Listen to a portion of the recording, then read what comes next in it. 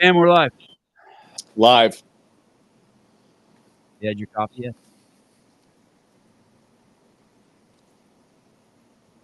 Oh, hey, Amazon special. was it just like that already? Just cut with Rich and a buffalo on it? You could customize it. Customizable option on Amazon Prime. Hey, are you on your phone right now? Yeah. Oh, damn. I'm gonna try to share a screenshot with you. Okay. But I'll read it to you, and I want you to tell me if this is kind of accurate. Okay. So it's a secular person. I think that means like someone who just like doesn't have religion in their life. Okay. And they say, I want to do X. Okay. And the Christian says, you're free to do it. Okay. And then the secular person, but you think X is wrong. Okay. And then the Christian says, yes. And then the secular person says, because you want to control me. And the Christian says, no, you're free to do whatever you wish. And then the secular person says, but you think X is wrong. And then the Christian says, yes, but only because I want what's best for you. And then the secular person says, but I want to do X. And then the Christian says, you're free to do it. And then the secular person says, but I want you to say that X is good. And the Christian says, I can't say that. And then the secular person says, why are you such a hateful, intolerant bigot? That's pretty accurate. Yeah. It is, right? It really is. It's wild. I had Paige on here yesterday. I have not found God. I have not been asked to follow Christ. I have not been asked to, but I've been just so especially in these times, seen the value of flying with the Christian flock because so many of my values align with them. And just because I don't believe it, and I understand why people would think, hey, this is just Harry Potter land or it's just their imagination. But it's like, hey, the whole thing is just Harry Potter land and just imagination. Like, do you want to follow fucking Nancy Pelosi's values or do you want to follow the values of some Christians? Right, man. It's crazy. It's crazy that he is so divisive, Christ. Yeah. When you know, it's exactly what you just read, but you could almost put that logic to a lot of different people, you know, like everybody, just because you don't agree with somebody, as long as I'm not forcing it on you, then you know, like it's hard, man. It's like, it's let's use something like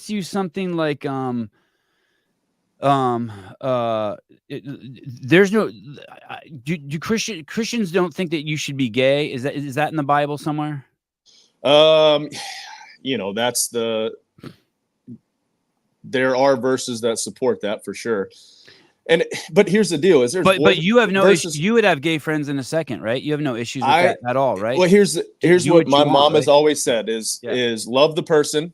You don't have to agree with the sin or whatever they're doing in their life. There's, you know, at times I have jealousy issues. At times I have pride issues. With Hillary, like looking too long at other guys, like you ever get jealous of Hillary? You make eye contact with Jake Locker. Knock it off. Like, hey. Yeah, knock it off. You know, and so we're not perfect, and that's the need for Christ, right? And that's the need for, and why I lean into the relationship side of it versus the religious side of it, of all the rules and stuff. Yeah. What does that mean? The relationship side. What does that mean? Like, you know, the prayer side of it.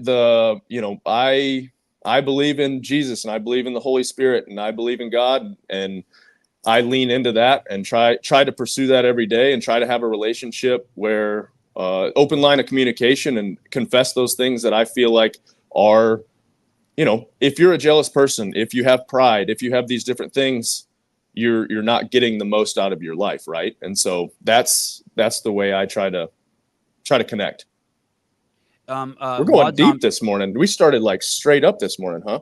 Wad Zombie, Angelo isn't gay? Jury's out. And also Rich is jealous that he's of his I'm jealous. You know, and my pride gets the best of me with Angelo too. You know, it is what it is. I saw a comment on YouTube that said hey, stop with the. I had Paige on here yesterday. Yep. And she had a very. A lot of times when people talk about God, it doesn't sound like they don't seem like very sober takes. Like, especially when I hear it from the athletes, it feels more like mental illness than like searching for just like a healthy grounding. But when Right. I heard Paige talk about it, it sounded like a healthy grounding. Like, hey, I'm just recalibrating on what makes me feel whole. Yeah. And I'm gonna take this opportunity of not making it to sort of recalibrate, readjust my focus, and get realigned. But someone from in the comments wrote, "Hey, I'm from Europe and stop the God babble," and I was just it bores us. Or And I was like, just then stop listening to the podcast. that If you're watching a podcast on somebody and that's what they believe in and how they feel, then let them like.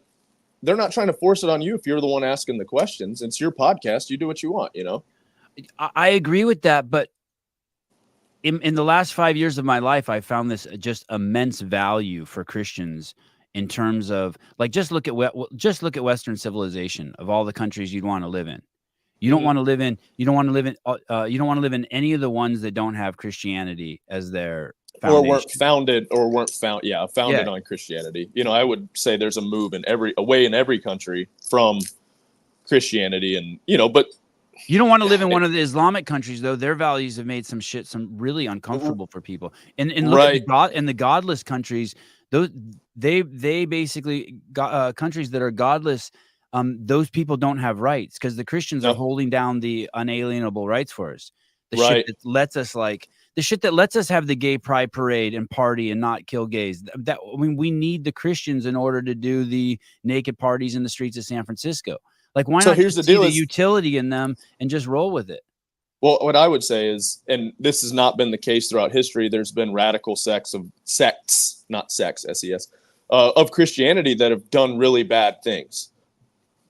But, you know, for the most part, it's tough. Anytime you get into any of that stuff, there's so much just kind of warfare of words and twists and all that type of stuff. And I mean, you know, it's well documented that I'm a American history nerd, and I'm moving along in biographies, and so you know there was definitely some Christian foundations, but hey, what did we say too? Is religious freedom and separation of church and state, but there's still that foundation of Christianity in it, you know. So it's tough, a lot of layers, man.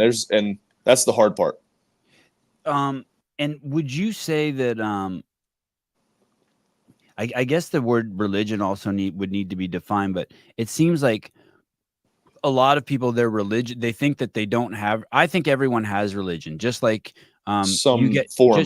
Just like you get horny or you get hungry, or you get sleepy, right? These are like things that, like, as human beings, biologically, yep, everyone has those. I think everyone has religion too, and but no one would deny that they're hungry or horny or sleepy. That those are, I think you agree 100% that all human beings experience those. But for some reason, some people deny the fact that they have a religion bucket that's just tantamount to those three, and they fill it with pseudoscience or science, or they put something in that bucket, but they refuse to call it their religion. But I really think it is their religion. Yeah, I think Dr. Fauci's their head priest. I mean that. I'm not what religion. What religion was that? What is that? Fauciism, or is that? That's like TVism or something. Vaccinism, or yeah, it's just whatever the TV tells you. They're taking their higher order power from science or from. Yeah, I mean, I don't know the actual definition of religion, but it's a set of rules that people live by, is what I would think, right? And so, yeah, you're going to fall into some type of religion, even if you don't believe in a higher power. You're still going to believe in something, right? You're going to believe in that there is no thing. That's from you. Thank you. I listen to that podcast. Or you're going to be an atheist. That's how I keep it. By the way, that's how I keep the bucket open, by the way. No thing. That wasn't a jab. That was a joke. Yeah. That wasn't a jab. I didn't take it as one. I think God fits nicely. I think the Christian God fits nicely in no thing. Like, I was reading the 10 Commandments yesterday with Paige, and she said something along the lines of or we pulled them up, and it's like, hey, you're not supposed to have an image of me. And that's no thing. Yep. You know, that's no thing. Yeah, that's no thing. Yeah, because then the idea is that you would start worshiping that idol, and that's not what God looks like, because we don't know what God looks like, right? Right. I mean, God looks like everything technically. Or you don't know how God works. Right. Yeah, and we don't. And that's the hard part, is when you try to like, hey, how does a good God let bad things happen? And how do bad people get ahead when good people don't? And that's the hard part. And that's when you really dive deep into the Bible, into scripture, and try to, and here's the deal, is that's still our human minds trying to put what we think onto something that we don't understand. That's the hard part. And that's why I feel like the Bible is so important, and getting in the Word every day and trying to, we're never going to figure it out, right? And even having doubts about some of it isn't a bad thing, right? You've got to lean into that and try to figure that out. Especially if it inspires you to do that. You're not going to like this next comment. Stephen Uh-oh. Flores, God looks like Rich. He's beautiful. No. There's this, and by the way, that question is like a false question. By the way, that one that people ask, why does God let bad things happen? Another problem, the guy who taught me the no thing idea is this. Also said that human beings have no idea what good is, and he tells the story about someone who, there's a snail crossing the sidewalk, and so it doesn't get stepped on. Someone picks it up and sets it in the bushes. Well, the bushes he sets it in was an area that some gardener had just snail baited, and he killed the snail. So in the guise of doing something good, he kills the snail. And I think I think that's like, we see that happening all over the planet now. People think that they know what good is, and people get hurt. Yeah, and I would, my thought process is, God gave us this world, right? Gave us free will and all this stuff. And if you go back in the beginning of the Bible, and Adam and Eve, we gave up our rights to the world to Satan. And now we live on a fallen world. And that's the need for Jesus. And, we're getting real high level now, but that's in very simple terms, that's what I believe happened. I was on the phone with Dave yesterday. The Castro? Yeah, the Dave Castro. And I said, oh, I said, you made it through the Old Testament? He said, yeah. And he said, now I'm at the good part. I said, what's the good part? He said, all the Jesus The good parts. news, man. Yeah. He said, all the Jesus parts are good. I'm like, you like him? He's all, oh, yeah, it's the best part. He's Jesus. good, man. I listened to something this morning about Psalm 110, and it kind of talks about different things, but the commentator that I was listening to was talking about Jesus, and we see that Jesus as this like kind of weak, soft dude, and man, he was not. Jesus was awesome, and is awesome, and was aggressive. Flips over tables and chases people out with whips, It's this one? Psalm 110? Psalm 110, but the commentator I listened to was just going back and talking about how it's quoted so many times in the New Testament, and basically talks about Jesus in there. Here's the part that sounds pretty aggressive. The Lord is your right hand. He will crush kings on the day of his wrath. He will judge the nations, heaping up the dead and crushing the rulers of the whole earth. He will drink from a brook along the way, and so he will lift his head high. Yeah, that touches to my hippie roots. He'll drink from the brook. There you go. Peace and prosperity from the brook. I just don't understand. I guess I do understand, because I used to be there, but my life is so much more fulfilling now that I don't look at Christianity as something like to always take over. Just don't be defensive of it. Yeah. See its value. You know what I mean? See its value in for civilization as a tool. Love God, love people, man. All right. Bible. Let me get that off my Bible talk. Bible talk. Take that off your notes. Checked. Check. You had Hiller out there. We had Hiller out here. Yeah, it was a good time. Yeah. Did you see the video by any chance? People have sent me clips. Hiller, don't make a video about how I don't watch your videos. I just don't have time. Like I'll skim through and kind of like see what is in there, and I listen to the pieces that I wasn't in. I just don't like listening to myself talk. And then, and I wanted to hear what everybody else had to say. It's pretty cool, because he did obviously an extended interview with you, and then he just chops that up and spreads it out over the whole 90 minutes as kind of the glue, like the continuity to hold the whole thing together, and then intersperses like parts of just like what's going on inside the Mayhem Empire. Oh, cool. Yeah, and it's crazy cool. It's crazy cool. What did you think of him? Is that the first time you've met him? I've met him, in passing at Wadapalooza, or we've texted every once in a while.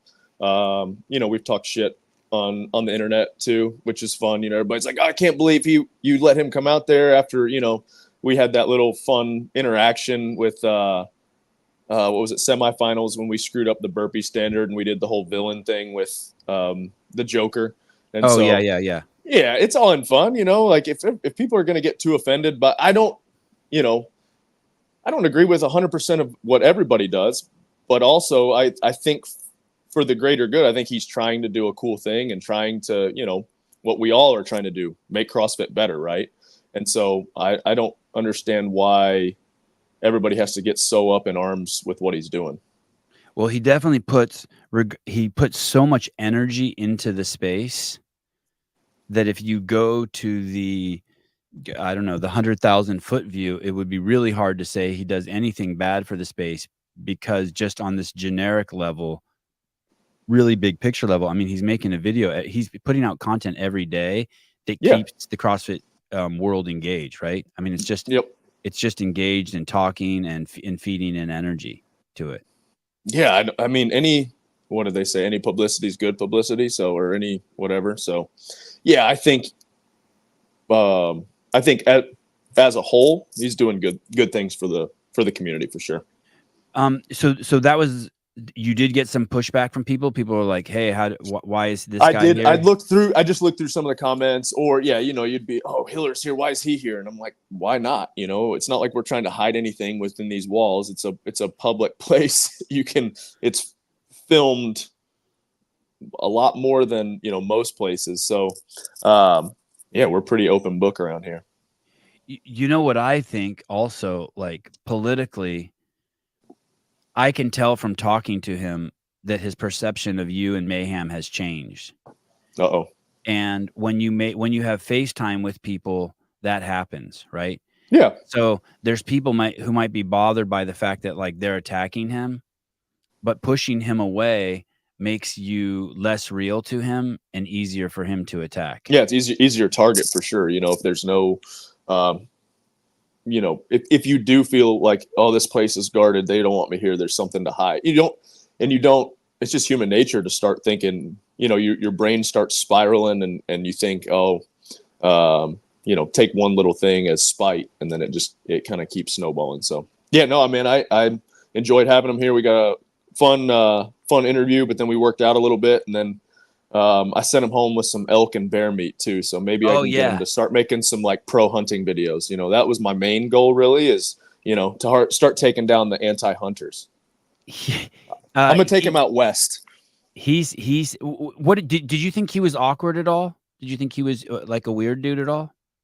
I didn't have any weird awkwardness, no, not at all. No. And easy to get along, like you felt close to him, like there were no walls up? Yeah, nothing. I've also been around a lot of people, right? So I've had to kind of figure out how to get around awkwardness, because at times I think people think that I'm not a real person. Right. And so I will say, over the years, I've tried to kind of learn how to tear down walls, but at no point did I ever feel like, there was some weird thing between us. He said, I said, "Hey, what was Rich like?" He goes, "Wow." And I go, "Wow, what?" He goes, "He's really cool." And then throughout, like I just asked him a million questions about his time there, and he must have said 10 times how cool you were. And I remember, appreciate that. And I remember you as being cool too. It's been a long time since you came out and hung out here for a long time. So I remember thinking, "Oh, this guy's so fucking cool." Man, back then I was not that cool. Like the camera was awkward in front of the camera. You were not. Now I'm like, I don't even see the camera.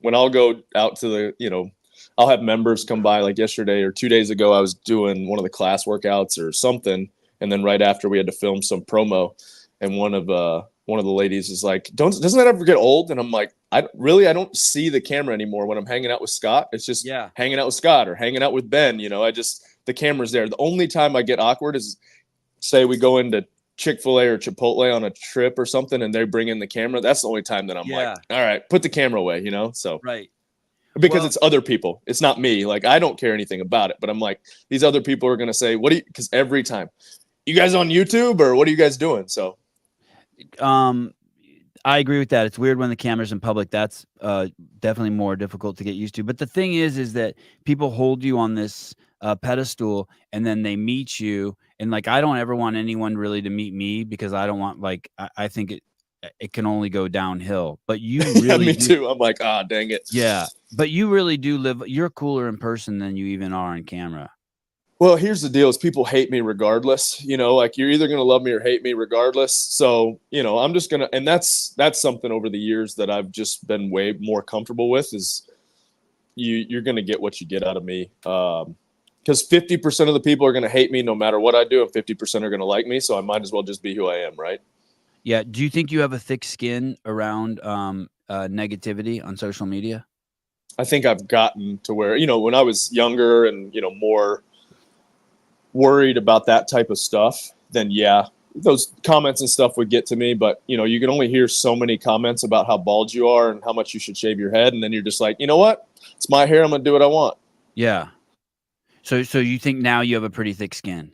Oh, yeah. Yeah.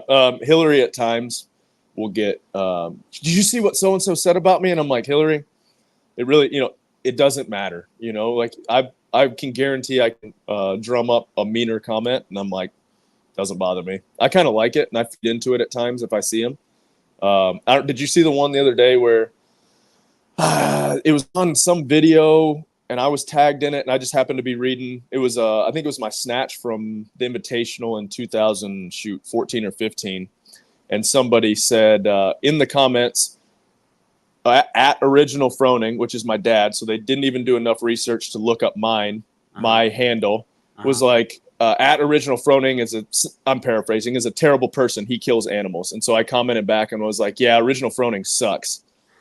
And so, you know, it's just like those types of things that I'm like, that was clever. You know, like I feel good about myself when I get them back. Sevon's dog. Oh, well, you got a new picture. Say woof. All right, woof. It is interesting over the, like, my skin has gotten just crazy thick. Yeah. And I see it's all just theatrics now. But I think that I trip on people who are kind of, I just say younger people. I suspect their skin isn't thick. No, it's tough. You know, and that's the hard part is social media. When I started doing what I was doing, social media was there, but it wasn't this huge thing. Yeah. And so I've grown up with it. You know, as old as boomerish as that sounds, is I've grown with it, and it wasn't an overnight thing. A lot of these athletes or younger people, social media defines who they are. Like they can't see themselves outside of what their social media persona is. Man, my kids don't give a two shits how many likes I get on social media, right? Or, you know, any of that type of thing. And really, that's all that matters to me is what Hillary thinks of me and then what my three kids. And then obviously the circle expands from there. Right. Yeah. And I've got my people here that I trust and I feel like are pretty, you know, obviously they're in my corner, but will give me an objective perspective. And I care about what they think. But outside of that, you know, it's that social media. And the hard part is the internet gives every idiot a voice. You know, makes them feel like, what I'm saying really matters. And so that's the tough part. When that Bud Light thing went down and they had the Dylan Mulvaney character promoting their stuff, and then you see Bud Light recoil and fire their chief marketing officer and then try to then sign with the UFC to change their image. It's kind of like, it makes it even worse.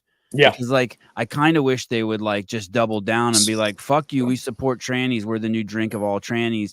But instead they pull back, and then it's like, who are you? What is your vision? What are you trying to do? It muddies the water. Your brand is like a 19-year-old kid. You care what social media says.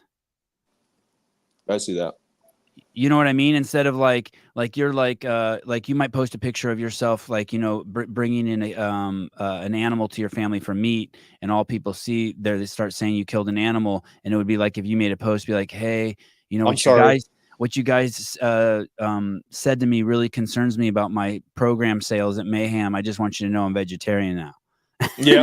Yeah. I mean, it's just like or 40,000 and people unfollowed me on Instagram after I kill a bear, and I'm like, I'm good. You know, it is what it is. If you were that passionate about what I'm doing, you don't really care. You know, like that's just who I am, right? And I've had people on there be like, hey, I don't really, hunting's not my thing, but you do you, and I'm still here. You know, like for the 75% of the other content, I'm still here, right? And when those 40,000 people leave you, speaking from like a marketing perspective, really it makes your Instagram more powerful. Stronger. So That's right. My Instagram only has how many do you have? You have 1.4 million? Something like you have over that. a million. Sounds right. Yeah. And and I have 40, I have 4,000 something, right? But all my followers are passionate. They're the same person. Yep. It's like the same person clone. And like from a marketing perspective, anyone who wants to talk to like 4,800 people who like have your back.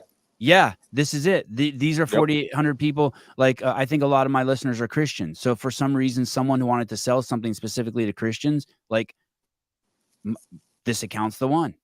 Go for it. And it's the same thing with subscribers on YouTube. So you kind of culled the herd and you actually made your account more valuable. What's up with people buying followers and buying views? That's crazy to me. I don't know. Clout thing, maybe, I guess. There was a guy the other day we covered. Goob do you know who Goob is?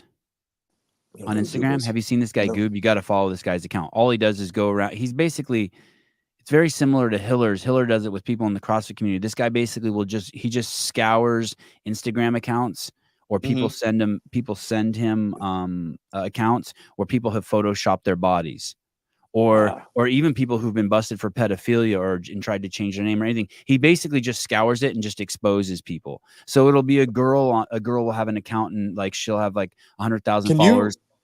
Sidebar. Can you say pedophilia in California? I thought you had to say like minor attracted person or something like that. Oh shit, they're at my door. Oh, yeah. California. Sorry, go ahead. So basically she'll have a program that she sells, and the program will be how to make your butt bigger. And then he'll go to her account and he'll be like, look, every single one of these pictures, she made her butt bigger with Photoshop, and he exposes her. And going to the buying the followers first. So the other day he exposed someone who had 11 million followers, and he showed that they had just been buying millions of followers. But rich people used to respond when I had a blue check mark and I had over 50,000 followers or 80 or 90,000 followers. People would respond to my DMs much quicker. Yeah, I mean, that's true. I don't blame them for that. That's the nature of it, right? If you're going to spend time with someone, you don't want to go on a podcast that gets 6 views. You want to go on a podcast where you can. That's worth it. Yeah, where you can. Yeah, it's an hour and a half of your time, and so people just do that. But I do think that and I think that the marketing companies are fooled by that too. I think there's people in our space who have over 1 million followers who can't sell shit. Yeah, that's the hard part for me is, like what's real and what's not. But I mean, I guess that is the internet, right? What I really want to know is if the girls who are what would have been soft porn in the 80s and 90s when I was growing up. Yeah. There's just like, it's all over Instagram now. There's just these accounts, and it's just girl after girl after girl with fake boobs and hardly clothed, and it's just pictures and videos of her just doing just things that. You mean you don't click it and say, show me less of these? You don't do that? No. Should I? Okay. I don't know. That's what I do. No, but I do this. Okay, Sebi, don't click it. Don't click it. Don't click it. Yeah. You like the temptation. I get that. I don't know if I like it's strengthening you, I don't know. I don't even know how to do that. How do you do that? Don't show me these. I don't really know. I think you can click the bubbles or something maybe and put show me less posts like this. That's what I've done. I don't know where that I is. don't know. Oh, right now I just went to my search now and I don't have a lot of beaver in here. Oh, there you go. All right. Yeah, that and which is rare. You've been clicking less. Maybe. You're just doing it for science, though. You're just trying to figure out what's fake and what's real, right? Yeah, absolutely. I'm a media guy. You're a media guy. I don't think that I wonder what if those girls can actually sell anything, how they make money. That's the hard part, because their following is just a bunch of perverts behind a keyboard. Right. They're not real follower, or they're not loyal followers per se. Because anyone who's following them, I have to imagine, spends too much time looking at girls, and that probably doesn't make a lot of money. Because Probably I don't not. think people who make a lot of money spend their Sit on- time looking I just on don't think Instagram at girls. No. Yeah, I don't think they do that. No. So I Probably just in a basement somewhere. Yeah, it's a trip for me. By the way, speaking of making money, I heard on the podcast with Hiller, or the show with Hiller, your contract with Reebok is coming to an end? Coming to an end. Yeah, we've actually been talking to them a little bit about future, and we got some, we got to wait till that's up to kind of figure out what the next plan is. How long were you with them? 10 years. So 2014. 2014, June of 2014. And you have a contract with them? Yep. Like something you signed? Yeah, from June of 2014. What's in a contract? How much they're going to pay you? How many posts you have to make? What's it? That contract was so long ago. That contract was so long ago that there weren't all, social media posts in there. There wasn't, it was more like on the competition floor, this is what you have to do. And certain amount of events, or we can ask this of you, and that type of thing. So now a lot of contracts are, hey, social media, hey, YouTube, hey, podcast, that type of thing. But back 10 years ago, there was a lot less of those types of requirements. And do you have a point of contact there? Like a guy who manages you? It's changed over the last couple of years. I think that's been the hard part, is they've had so much change at the top. And so I think, getting people in there now, I feel like they're getting a little bit more structure. And so Rory has a lot of contact with them. I've got a buddy, Tal, over there that designs shoes, and Tal's been incredible, and we've been friends for a long time. So Tal's still there, luckily. And so hopefully, we'll figure something out. Manny Serrano, I love the Froning 2s, black and red. Thanks, Rich. Nice. Absolutely. Yeah. The X1 is probably my favorite one. And so there was talk of maybe bringing that back in a lot of different colors, which would be awesome. We've had a lot of people ask about that. So when you stepped down from individual competition, did you ever rework your contract in the 10 years? Did you ever renegotiate it? No, that contract kind of stayed the same, or has stayed the same. And when you stepped away from individual, was that one of the did you lose money, or lose opportunity for money? Like if you won the games, you got a bonus from them? I don't really remember. In that contract, I don't think there was. I think I got rid of performance bonuses and tried to get more guaranteed money, wanting the longevity of the contract, family security, that type of thing.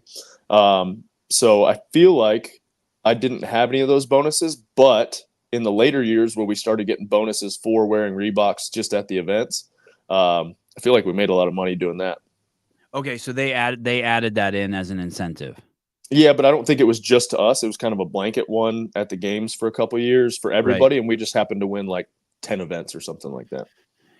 Looking back, are you glad you signed a 10-year contract?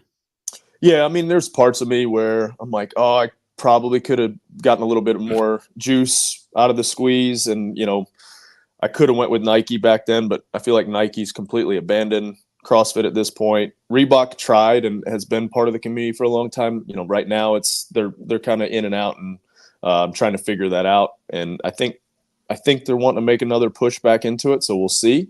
But for my family at the time, and knowing what I knew now, who knows what I would have done. But at the time it made the most sense for sure. And so do you think you will sign with another shoe company? If the right one comes along and it's something that I really like, and you know, the older I've gotten, you know, back then, you know, it was all about security and money and family security. And now it's like, all right, I want to align with brands. Yeah, that's worth my time supporting or being a part of, but also aligns with who I am and the message that we're trying to push. So your value, so um, if there was a scale and it was about making money earlier, now it's sliding more towards values. Yeah, and more of like, hey, this is who we are, and you're going to be okay with, you know, me being who I am and me putting dead animals on my Instagram. It's going to happen, you know. So like Dinner. that's Let's call it dinner. Putting dinner. Yeah. dinner. Sorry, Dinner on your Instagram. Yep. That the first pair of Fronings that ever came out, I was so excited, but I couldn't wear them because super flat. well, I didn't mind that. It was that the tongue, my foot was so thick from top to bottom that I couldn't get the tongue in the laces without it down to without fit. hurting. And you have a pretty stout foot too. Did I any have of a those fat foot. Yeah, did any of the shoes they ever make for you, you're like, fuck, I can't wear this one. It's just it hurts my foot. So that first one, the compete, was supposed to be literally just for competing, was kind of their push on that shoe. So it was very kind of rigid, it wasn't an all day walking around shoe. Yeah. And then they've done a good job over the years of listening and doing better with them. I just, man, those wider, you know, the Nano 2 to Nano 4 were incredible. Yeah. Okay. The Nano, what was it, 9, 8 and 9 were awesome because they were wide. And I feel like there towards the last couple of years, they've tried to get back more into the narrow thing because people like that look better. But man, the older I get, man, it's all about feel and you know, I want something that's super comfortable that I'm going to wear all the time. Was the Nano 2 their best selling shoe of all time? I don't know. It's one of my favorites. The 2 and the 4. I loved that American flag 4 that we wore at Invitational a couple times. Yeah. I mean, I probably have 20 pair of the old Nano 2s, just probably 15 in boxes and 5. And they also last forever, which is crazy. I wonder if they regret that. Like you could wash them, I mean, they just lasted forever. And the only go ahead. Bad part about the 2 was the rope climbs, just destroyed it. Yeah, and I don't do very, very many of those. There you go. And now I've been wearing the Born Primitive, and it literally is just like the Nano 2, but I think the sole is thinner. Ooh, I like that. I like the sound of that. So you just feel a little bit more. It might not be good for like walking out with the Buffaloes, but everywhere else it would be awesome. Man, when I've switched to like a more minimalist type boot when I hunt, when I do a lot of work around the house and stuff, and it's basically just not a moccasin because it is a rubber bottom, but it feels a lot like a moccasin. And man, you can feel the ground. You know, everybody's like, oh, it doesn't hurt your back standing around on that all day, but no, because you kind of shift your weight a little bit more towards your midfoot. You know, the whole hippie, you'd love that because it's super hippie, like grounding. Your feet feel like your feet can be your feet, and your feet are actually working. Man, I'm sold on kind of the minimalist type shoe or boot. Do you go barefoot a lot? Like if I'm playing around in the yard with the kids, football, wiffle ball, whatever, I do a lot of barefoot stuff. That's kind of the way I grew up, and that's the way my kids are, and they're outside and running around, and so yeah, a lot of barefoot. So you don't have rules like that, and you're going outside, put your shoes on. Your kids are allowed to just free range. My kids are feral. How many kids do you have now? 4? I wish. No, 3. I would do another one. I just can't do the baby stage. You know, Hillary went to Africa on that mission trip, and she came back, and she's like, I'm bringing home 5 kids, you know, and I'm fine with more kids. It's the hard part is we'll have to get different vehicles because we can't fit. And then also the baby stage. You know, if we could, or if we do end up adopting again, I need someone about a year old or like 18 months old. Because of the sleep? Yeah. I'm a really good dad from about 6 a.m. till 10 p.m. But between 10 p.m. and 6 a.m., you just leave me alone, you know? Yeah. That's interesting. I'm like that too. Yeah, I'm like, they could be coughing in the middle of the night and it's not their fault. And I'm like, be quiet, knock it off. Like they can actually do anything about it. And then I wake up and I'm like, what happened? I'm good till I'm not even good till 10. I'm good till like 7. No. Like Yeah. till I'm like the 7. older I I'm like, get, all right, Haley, there you everybody to bed. Yeah.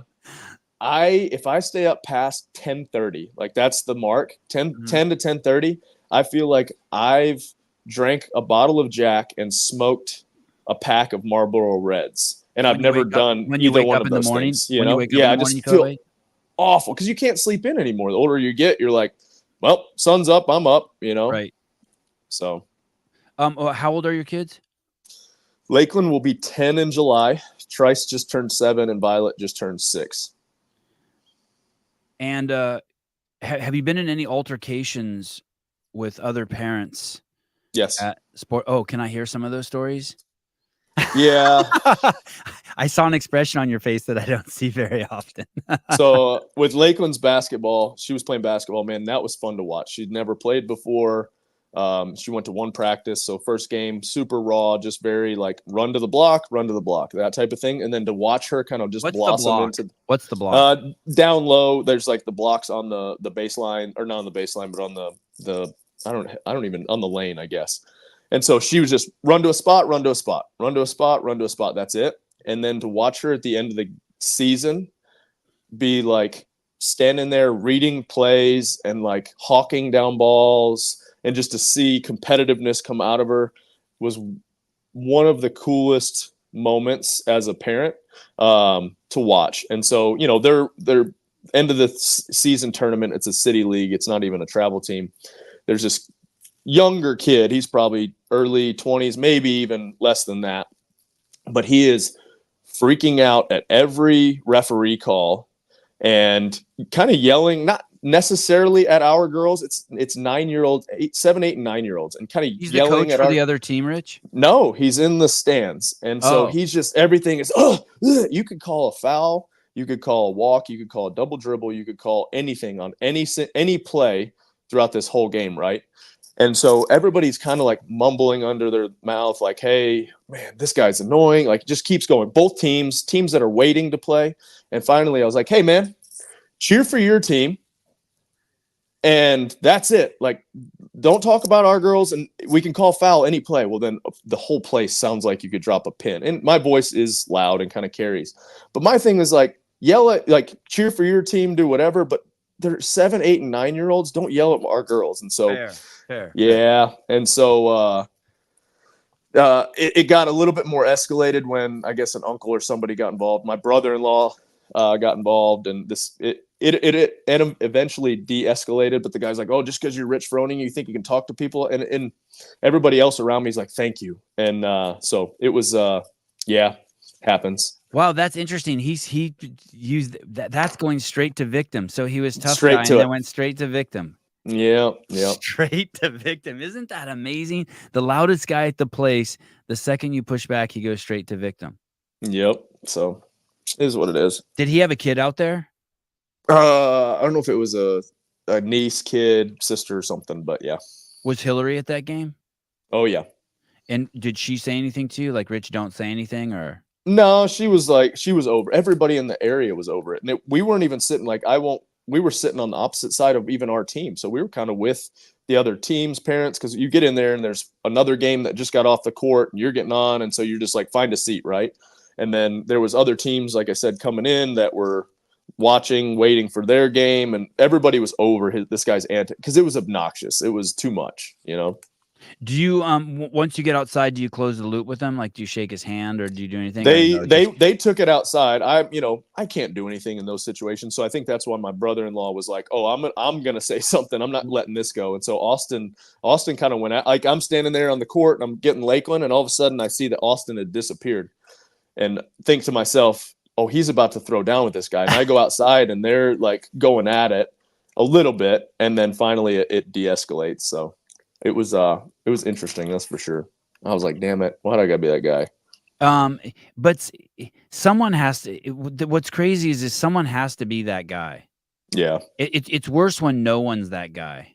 Yeah, and that's the older you get, those things kind of happen. You know, like younger, I'd probably been like, just let it go. But you know, it like wells up in you and wells up in you. And then so this was Trice's game a couple weeks ago, and this is funny because the guy that I said this to, we have some miles together, and he's a really good dude, and goes to the gym. And so Wait a second, playing, the guy you said what to? The guy? This is another story. So this happened okay. a couple weeks ago, right? So I'm I'm coaching Trice's pitch. Trice's wow. I'm coaching Trice's coach's pitch team, and so this is And what's 7, the 8. pitch team? Basically, he plays baseball, and Everybody plays baseball, and I throw the ball to our hitters. You can't field your position; you just throw it, and then you know that you've got wherever they put it in play, the kids play baseball from there. But instead of watching dangerous. That sounds dangerous. It's pretty fun. You've got a glove, so you can protect yourself. I've been hit a couple of times, like the ball's dead, and they have to redo it. So it's 7, 8, 9-year-olds. We I think have maybe one 9-year-old. The rest of our kids are 7. So we're getting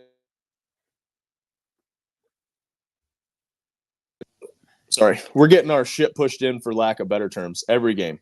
I mean, run ruled before we even get through one time through the lineup. Like, they're just really young.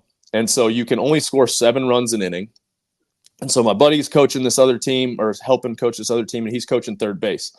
They're up, I want to think, 15 runs or something like that.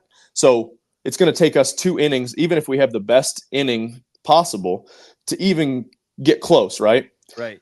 And so the ball's coming. What happens at 7, Rich? You just switch sides? You switch sides. Okay. And so so they've done that already a couple times to you. Exactly. And so it's a training league. Like, I'm a not everybody gets a medal. These kids need to learn to lose, that type of thing, right? So my rules are: play hard, listen to your coaches, nobody cry, and let's have some fun. That's my rules, right?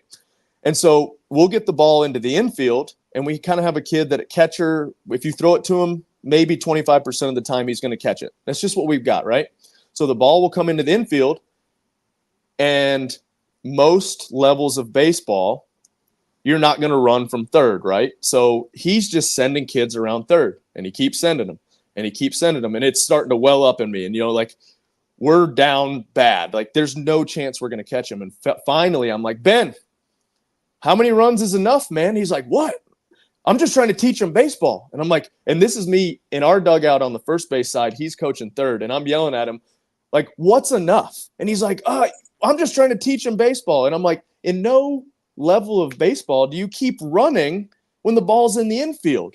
Yeah. And so eventually he comes up after. He's like, I'm sorry, man. I just got caught up, and, you know, blah, blah, blah. I'm sorry. And he apologized, and he's texted me a couple times, and I've seen him at the gym, and he's a good dude. So there's no like ill feelings, but I was hot, you know, because these kids are just getting their breaks beat in. We're getting one at bat before they call the run rule of like 15 runs and however many innings. So it's just, and then they'll say, oh, well, we'll turn the scoreboard off and let your kids hit around, and no kid wants to do that. You know, as soon as the scoreboard's off, the kids are like, oh, we lost again, you know? So it's just hard. And so we finally won a game the other night, and watching those boys, like, there was another team that was super young, and it was back and forth, and we won by, I think it was 1 run. And after end of the game, you know, they're doing flips in the outfield and stuff. And so that makes it worth it. Cause at the end of every game, I'll do a little speech. Hey, you guys played hard. You listened. Nobody cried. And did you have fun? And they're always like, yeah. And I'm like, you know what would be more fun? And they're like, what? And I'm like, if we win. And so when we finally won, they were like, this is awesome. We should win more often. And I'm like, finally, you know, it clicked. So, and then we got beat 15-0 last night. So it's what it is. What's the worst loss you guys have had? I think probably last night, 15-0. They were, man, they hadn't played in a week because of rain. And then they found out they were getting out of school today because of flooding. And so they were just not in it whatsoever. You know, at that age, you can tell in warm-ups how good the night's going to go. And last night went about like you think it would when I said all that stuff. Are all the kids going to play sports? Is it, do you just sign them up? Are you just like, Like, will Violet start? Is Violet doing anything? She's 6. So she played t-ball last year and just didn't love it. So this year I was like, you want to play? And she said nope. And so she took a ballet class. She really liked that. Lakeland liked softball. Flag football's coming up, and all 3 want to play that. So I encourage them to try things, but I'm not going to force them. You know, all of them do. CrossFit Kids here. Lakeland's in the preteens class. They love it. And so as long as you're doing something, I don't really care. I think there's an incredible value in youth sports for kids and just learning how to handle failure, handle success, handle people, be a part of a team, lead a team. There's just so many life lessons that can be learned. Handling a difficult coach or a difficult supervisor, or learning from a good coach, or you know, I think there's a lot of life lessons to be learned. Do you ever go to the ballet class? Do you think it's a good place, or you think it's more like a babysitting? My kids that one was babysitting. I hated it. They like colored for the last 10 minutes of it. And I'm like, what are we doing here? You know, at least teach them something. So my kids were in ballet for a year, my boys, and like after a year of doing it, I wanted them to like be able to dance. Right. And they couldn't. They still couldn't dance. So you're like, what's the point? Yeah, show some progression. Yeah, it's crazy. It's hard finding places. Like, so my kids were like 5 minutes jiu-jitsu. There was jiu-jitsu yesterday, and we didn't take all. I had to go set some stuff up at Greg's house, and we rarely miss jiu-jitsu class. We rarely miss any classes. And it was 5 minutes after the class started, and one of the coaches texts me and goes, "Where's Avi?" And that's what I want. That's what you want, some accountability. Yes. Yeah. I want to feel bad. Like, oh shit. You know what I mean? I should have brought him. Yep. Yes. Makes sense. Yesterday my boys went to tennis, and they got there 10 minutes early, and there were 2 of the 2 best guys in the academy playing in the main center of the academy. And my boys were playing instead of sitting down and watching the 2 best players in the academy play. And so when class started, he said, "Hey, did you guys see the best players were out there?" And all the kids are like, "Yeah." And they're like, "And you didn't watch, right?" And he goes, "Yeah." He goes, "So you're going to learn your lesson now. You're going to run." And he made them run line sprints. He goes, "When the best players are playing, you sit down and watch." Yeah. Yeah. And I'm like, damn. Yeah. I mean, that's what you want. That's not how them you eating goldfish. Exactly. You know, I've started, I bought MLB TV, and I'm a Tigers fan. And as a kid, wished I could have watched more Tigers games. So me and Trice, and now Lakeland and the girls, sometimes at night, you know, it might be the 6th inning, it might be 2 or 3 innings, but I'm like, hey, let's watch for a little bit. And now they've gotten into it, which is cool. And I've noticed Trice picks up things, and Lakeland has picked up things in softball by watching pros. Because I mean, that's how you get better, right? Is right. Watching and seeing. And if you don't have that, you know, there's only so much I can do in the yard. And I mean, we play I'd say 4 to 5 nights a week. If we're not playing baseball, they want to play wiffle ball. At no point am I, hey, let's go outside and practice. I'm like, do you want to go outside and practice? Let's go outside. Or they're like, Dad, come out here and throw wiffle ball to us. And if I can, and I'm not doing anything work-wise or whatever, I'm right there. So it's been fun to see them want to get better. But it's funny, like, kids, they just want to hit the ball, right? And so I'm like, hey, let's go throw. And they're like, nah, can we just hit? And so that's the hard part, right? Hey, do you make your them hit both ways? Trice hits both left and right-handed. We've not yet in a game. He hits really well right-handed and hits pretty damn good left-handed too. Lakeland is a lefty, and there's such an advantage in softball to being a lefty that I haven't really forced her to do right-handed yet. But you do demand it from Trice. You're like, in practice, I'm like, hey, 3, like, especially when he was super young, 3 swings from the right, 3 swings from the left. And then he hated left. And then now it'll be funny. He'll be missing the ball right, and he'll switch to left, and he'll hit a couple, and then he'll go back to right and start swinging. So there's some type of like connection, or he actually concentrate on it, and it flips his brain. It's pretty cool to see. That's fascinating. Yeah, that's cool. Okay. Wow.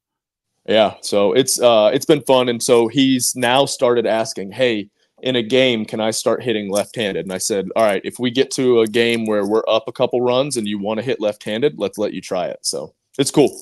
Yeah, that's cool. I don't play a lot of baseball with the kids, but I got a few like different machines, and I throw pitches to them with tennis balls. And and the whole point of it is to hit both ways. Yep. That for us, it's such a valued skill, man. Hey, do you own a ball machine?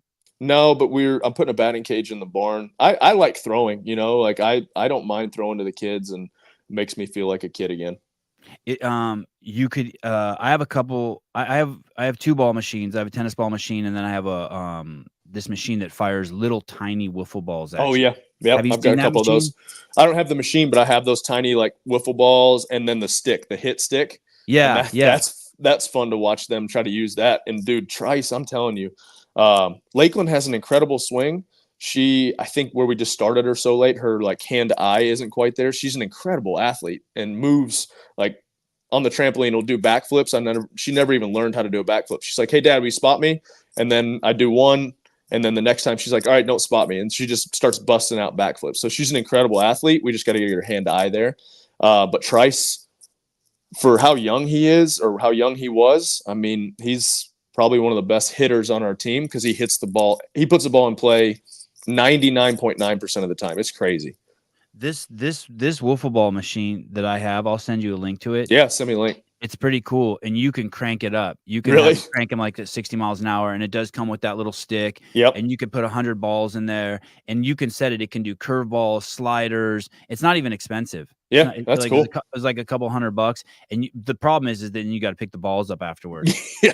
And picking up 200 of those balls is It's crazy, not fun, especially if they're in the grass. You're like, oh, missed one. right? But if you did it in a batting cage, at least they would all be like Confined. yeah, in a certain area, and it's kinda cool too, you can do other games with them too. You could fire them up in the air and make the kids catch them, or they swing and then they run and have to touch something and then come Yep. back and grab the bat, and you could delay how often the balls come out. It's cool. That's cool. So that's the hard part with mine. They always want to, hey, I got to practice running the bases. And I'm like, just stand here and hit 10 balls and then you can run. They want to hit the ball and run the base every single time. And I'm like, we're wasting. And then I'm like, all right, well, at least they're running around, right? So it's pretty fun. How about you wanna play with them, but Hillary wants them to go to bed? Do you ever have that issue? Oh, yeah. You're getting them fired up right before they go to bed. And I'm like, Yeah. nah, I'm just getting them fired up so they go to sleep. And that never works, right? Yeah. Yep. In my relationship now with my wife, that's the most contentious thing Yep. because at like 8:30, Parenting. me and the boys are ready to go. Oh, yeah. We're ready to go in the garage. We're ready just to do something. Yep. And but for her, that's bedtime. And it's all and really it's kind of fucked because it's all on her. She has to deal with them at bedtime and at waking. Yep. So yeah. You're just making it worse. That's our job, though, I feel like, as dad, right? Just make everything harder. Well, yeah, and As just a husband, as a father. and I never want to say no to them if they want to do something physical. Like never, Exactly. ever. Like you want to train at 9 o'clock at night? Let's go in the garage. Let's go and do work it. out. Yeah. Yep. Let's do it. That's the last, about a year. I'm like, if they ask me to do something, I'm gonna try my damnedest to do it. How's the gym? How's like just memberships and how's just the affiliate? Stronger than ever, man. It's we run out of parking a couple nights a week. That's our biggest problem right now is we don't have enough parking, which is an incredible problem to have. Man, it's cool when you walk in here, especially a Wednesday afternoon. You've got, our CrossFit class, traditional CrossFit. We've got our life class, which is geared a little bit more towards seniors. It's still CrossFit, but it's less intimidating to them. And then you'll have some type of either CrossFit kids, CrossFit preteens, and and there's open gym. You cut, high level athletes in the back, and we've got no parking. So our membership is the strongest it's ever been. I think we've hit high marks the last couple months. I think people probably. By the way, congratulations. That's cool. Thank you. Yeah. Josh does an incredible job. Josh and TJ. Josh Malone. Oh, and TJ. What's TJ's last name? TJ Carver. He does a lot of coaching and helps Josh out, and Laura does too. And so are those the people who run the affiliate? Yeah. Yep. And what is the success to an affiliate? Is there any part of it that's like, hey, well, you just have to win the games 4 times and then another 6 times on team, and then you'll have a successful affiliate, or is that just a total misnomer? Total misnomer. Honestly, most people in here could care less that I've ever won the CrossFit Games. Granted, it's given them an incredible space, and we have a huge opportunities here with the space that we have. But no, man, it's the same thing that's always made affiliates successful. It's good coaching. The programming is, you know, is CrossFit. It's good coaches, incredible community. You know, the stories that you see that come out of here, and really it's the, you know, people telling other people. We don't do any local advertising. It's just kind of word of mouth. It always has been. And, you know, obviously I think the initial swell of it, but hell, I haven't competed in 2 years, and you can't, you know, it's been our best 2 years that since then. So it's pretty cool. You know, I'll jump into a class like the last 2 days in the afternoons. I've jumped in. We had Murph prep on Monday, and then yesterday we did a 20-minute AMRAP. And before the kids, I'll either hop into a 2:00 class, or like yesterday, Hillary was getting the kids, so I jumped into the 3:00 class, and man, it was fun. It was a good time. Which one of those people would be the one if I wanted to have on a show to ask, like, hey, if I wanted to do an advice show, like I have this show called the Affiliate Series where I have affiliate owners come on and talk about the affiliate. Which one of those people would be the one to have Josh, on? 100%. Yeah, Josh is the kind of the Josh Malone. Josh Malone, too small shirt Malone. That's him. That's the guy. Yeah, that's him. Okay, I'll put that on here in my notes. You'll get him. He'll cry, so be ready for that. Small, because he's that passionate. Passionate. Awesome. And do you know what do you have any thoughts on what makes a successful affiliate? Yeah, I think it. Like I said, it's the coaches for one. You know, they know what they're doing, but also can relate to people. Man, I will say the one thing that I miss the most is having Darren around here. Darren Hunsucker was the best. Him and Josh are probably the two best coaches I've ever been around. From what I'll give Darren the leg up on is Darren is an incredible coach, even to high level athletes, where Josh is incredible with the members, new to experienced, knows how to relate to people. But Darren had that knack of like, could motivate somebody who just walked into the gym, but also figured out a way to motivate me or piss me off more than anything. And so, you know, when Darren comes back, it's awesome. And he kind of laid that foundation here of what it was to be a member here at Mayhem. And so Josh has just taken that and run with it over the last couple of years and built even more upon that. So I think it's people and like I said, having a community. We have got an incredible community. Any gym you walk into, CrossFit gym that's successful, it's all about the people and all about that community. And you know, we use that. What does that mean, an incredible community? Like the people in there are friends? They're friends. You know, it's funny. You almost have this like class war, right? So like the 815 class, like they're passionate. It's one of our biggest classes. It's kind of that group of, you would think it's all soccer moms, but there's a bunch of dudes in there too at 815, and they're just getting after it, and they're protective of their 815 status, and they're welcoming to drop-ins, which is funny, you know, because that's probably one of our biggest drop-in classes, that and some of the earlier afternoon classes. And then you got the 2:00, and they're kind of passionate. They'll get here at the coffee shop at say 1-ish, and they'll sit and hang out in the coffee shop and talk, and then they go work out, and then they may come back in the coffee shop and talk. And so, yeah, I think it's those are the unemployed people. That's the unemployed people, or the rich ones. Yeah, it's definitely not cliquey, but it is funny. They get a little bit competition oriented with their classes, which is cool. You know, like there's some ownership to who they are and what it means to be a Mayhem member. What's a big class? Like how many people? Shoot, I mean, I just looked out there, and the main gym space is 10,000 square foot, and it was like there were people on both rigs. There's probably 30, 40 people in there. Wow. Yeah, it's cool. Anthony, Rich, is that your bear and moose slaughtering room? This is one room we just cleared out.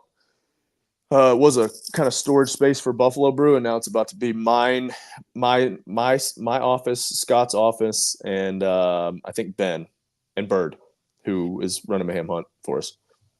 I want to ask. I have so many questions. Rich, will you be attending semifinal event this year?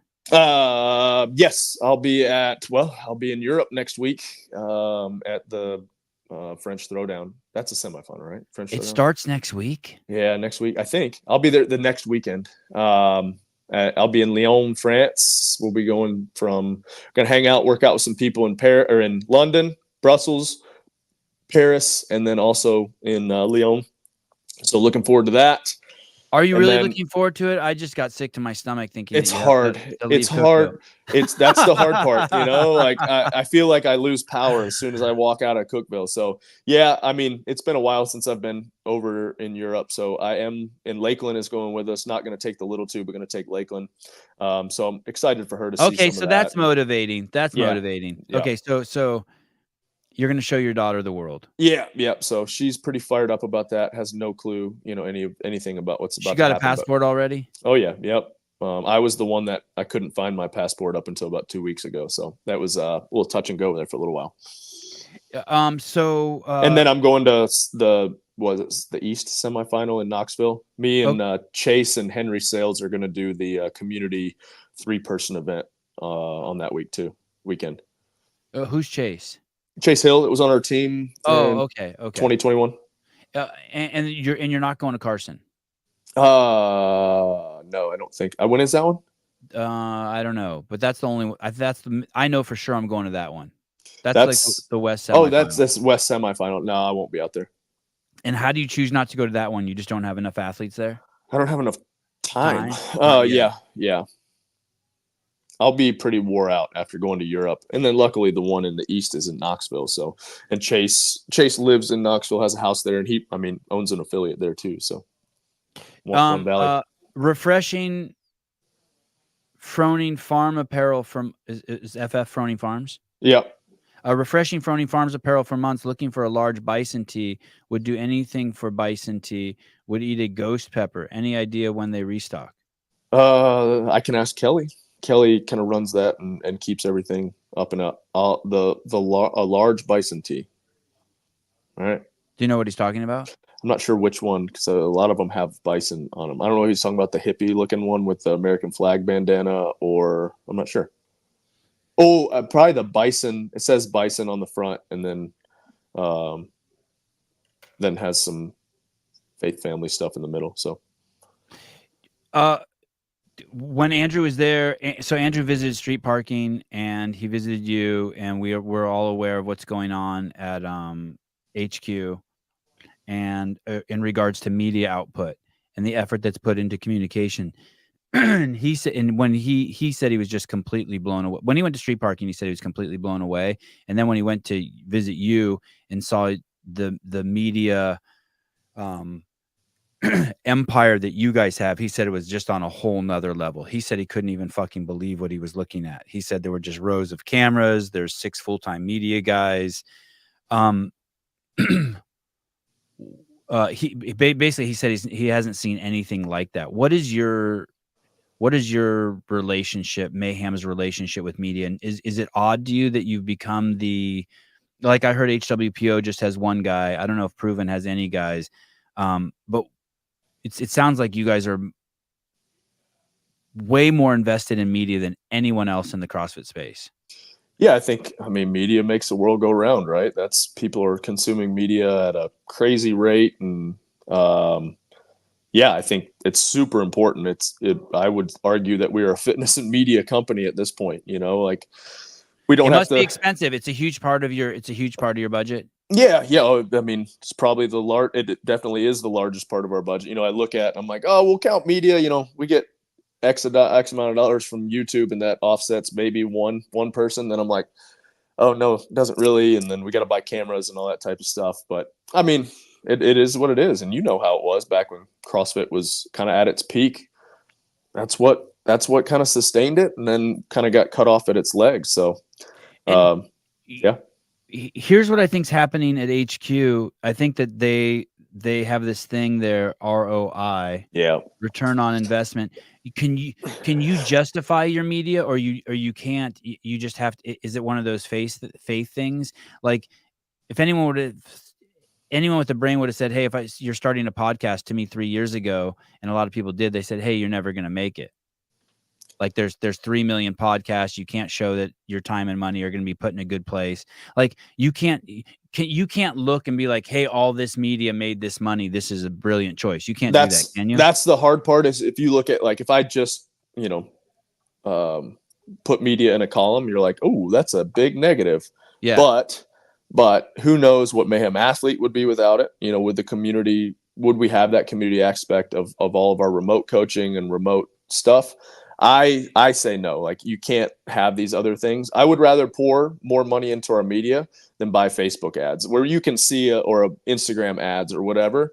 Because yeah, I can look at those and be like, our ROI was X, but I feel in my heart that media is more important, and we're telling better stories. We're telling real stories. We're making connections with athletes. We're making connections with, the everyday person that just wants to get fit and wants to hear stories or be a part of who Mayhem is, because we have some super talented media people. It truly is like this. If you buy a Facebook ad, the second you do it, it's gone. Yeah.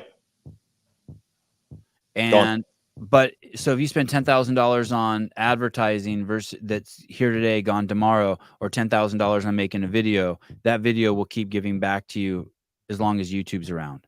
Yeah. Yeah. It'll get a view every single day. One person will see it every day. 10 people will see it every day. Yep. It's flushing money down the toilet to do Facebook and Instagram ads.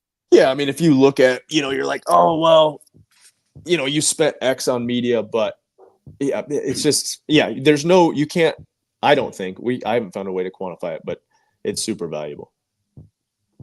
You hearing that bump? Oh yeah. Sorry. That's my shitty Roadcaster. Sorry. My ADD was kicking in there and I couldn't hear anything or think without it. Someone called in on the phone just now, and it's I can't tell if it's a spam, but it's telling that someone needs to go to court. It's a pretty funny message. Oh, nice. It's like, you missed your court date. Did you miss your court date? No, it's no. This phone's for not even. It has a different state area code. The best to ever do it. Hey, thanks, ESC. When Facundo invited Hiller out there, does he ask you first? Does he say, I think him and Jake had talked about it, and Jake asked me, and I'm like, hey, I don't think like I said, there's nothing to hide. So, yeah, why not? So is it just a short discussion? Yeah. Yeah. I don't think it was, I guess you could be like, all right, what's his underlying motive? But once again, we have nothing to hide. The hard part might have been to like, hey, is he trying to come on quarterfinals weekend when the athletes are, a little on edge already, and, anything that's going to throw them into kind of a tizzy already. So that might have been the only, like, hey, when's he coming?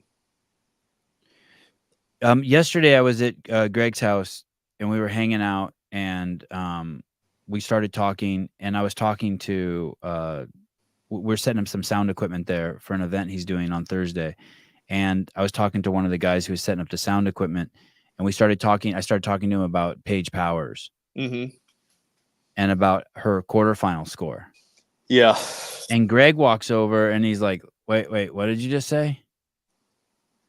And I was showing like why I thought she got dinged. She stood on the box and she had full extension with one leg, but the other leg wasn't fully extended.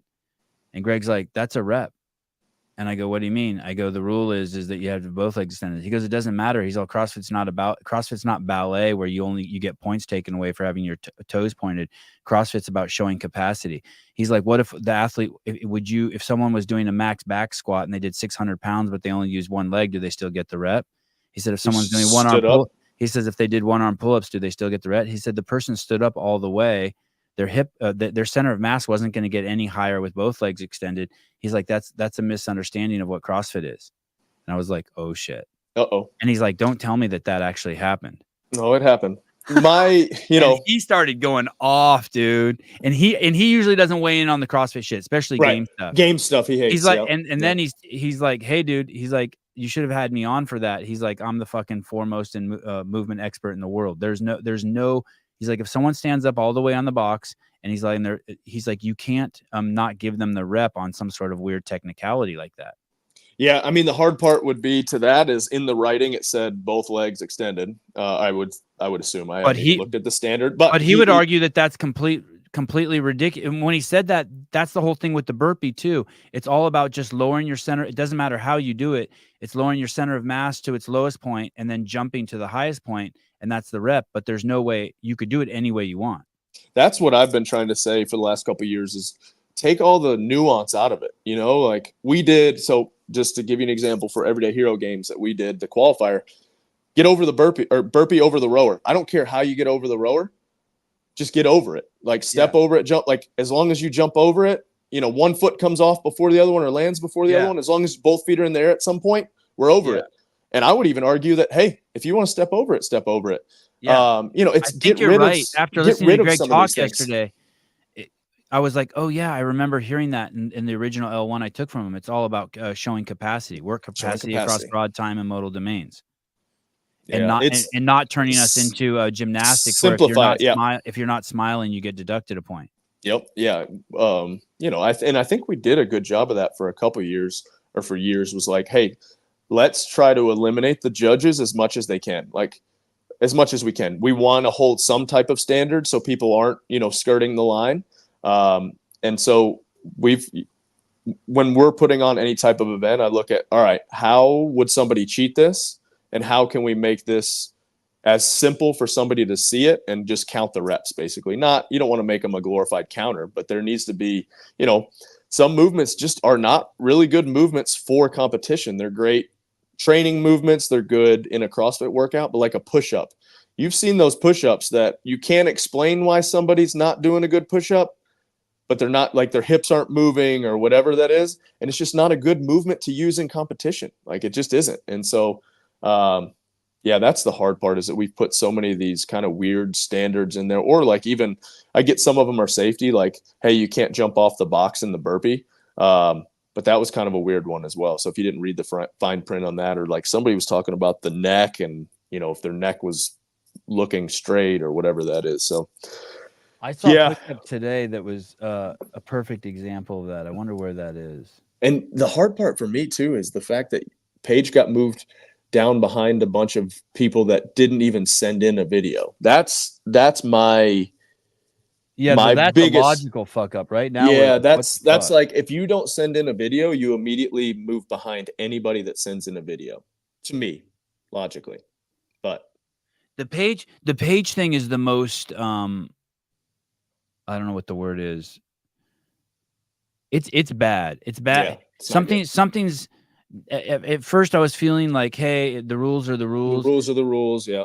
But then how could the girl who took 10th at the games last year, who's only growing in her capacity, she was the healthiest she had been in a long time, go down to 660th? Do you not think even make semifinals? Yeah, something it's something's broken there. Yeah, something's fucked up. Egregious, is that the word? Yeah, that's egregious. Egregious. Craig Richards, egregious. Okay. Adam Blakeslee. Okay. Egregious it is. It was really interesting hearing Greg talk about it yesterday. Do you think that the fact that Hiller's made so many no rep videos that it got in someone's head over there? I don't know. Even if it didn't get into CrossFit's head, maybe it got into whoever's reviewing those videos. But yeah, you know, the hard part is, like, we do want people held accountable, but that's egregious. But you wouldn't. So let's say the rule said both legs had to be extended.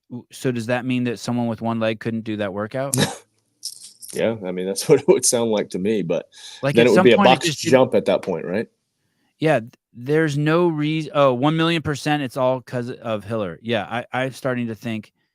I mean, not that it's his fault, but but his influence, drawn attention to it. Yep. Yeah. What about the Open? If you could have your druthers, do you like the Open, that it's just like a warm up for the best athletes in the world, or would you like to have it have more of an impact on make it so that the games athletes actually have to put more effort into it? I like it as a community event, kind of warm up for the season. I think quarterfinals we watered down a little too much, having 7 days or however many days to get in 4 workouts. I feel like you would have even bigger problem with the Open with videos and all that. I like the fact, and this is me as an athlete, but also speaking as somebody who's retired, it made the Open more fun, you know, like to see the athletes do the workouts, but not be so hyper stressed about it. I feel like quarterfinals was way too lax this year.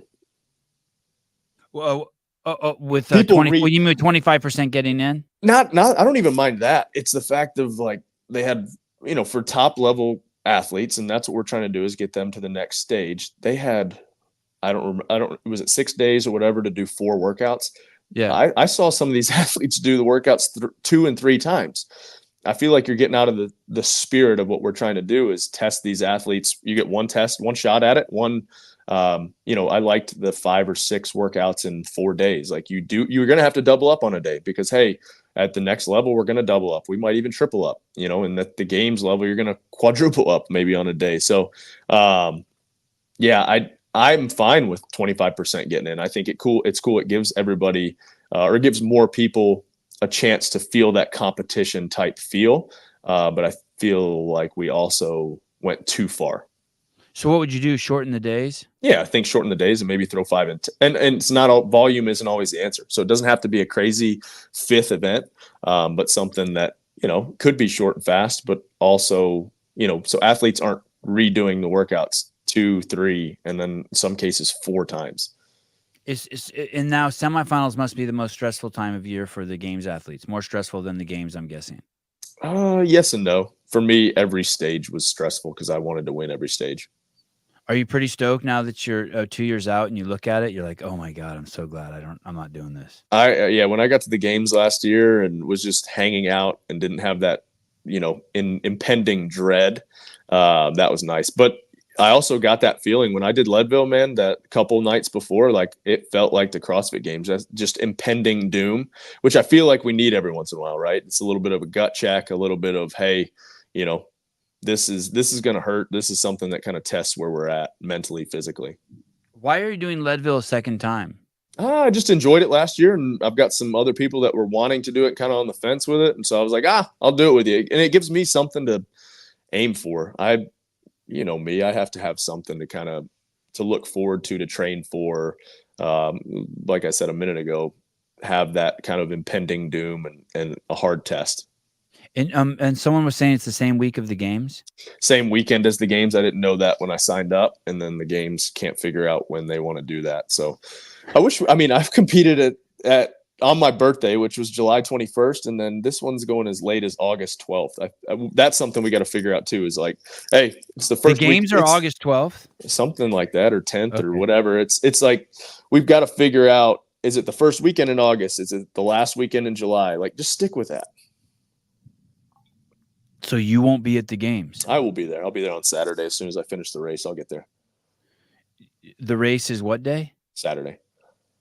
But isn't it 24 hours or some crazy? No. It's as fast as you can get it done. Hopefully sub 9 hours again this year. So, and what time does it start Saturday? 6:30, 6-ish, something like that. So you'll be at just one day of the games this year, Sunday? Probably, yeah. Does that bother you, or are you kind of excited about that? No, it bothers kind me. Of an excuse too, like, okay, I only have to go one day. No, I mean, I'm glad I won't have to, like, last year I had to travel to the games. I was there for a week and then had to travel to Leadville, was there for 3 or 4 days. This year I'll just be traveling once, but it'll be one set of days. And you'll be able to enjoy Sunday probably more than you've ever been able to enjoy it because Leadville will be over. Yep. I won't be worried about that. And so that'll be cool. Is Mayhem partnered with the games last year? We partnered with the games last year. Yep. For the fairground or the campground. And what's the point of that? You give CrossFit some money and then they let you have a presence at the game and like showcase like what you guys offer as the Mayhem Empire in terms of programming, community, all the things we've talked about. Yeah, basically. And you do that via the campground. Basically we paid CrossFit money to put up all this stuff and bring our equipment and do events, run CrossFit, Yeah, exactly. That's awesome. It was good, man. That was such a cool thing. I'm not saying this to be a dick, but it would have made equally a sense as that they paid you to do it.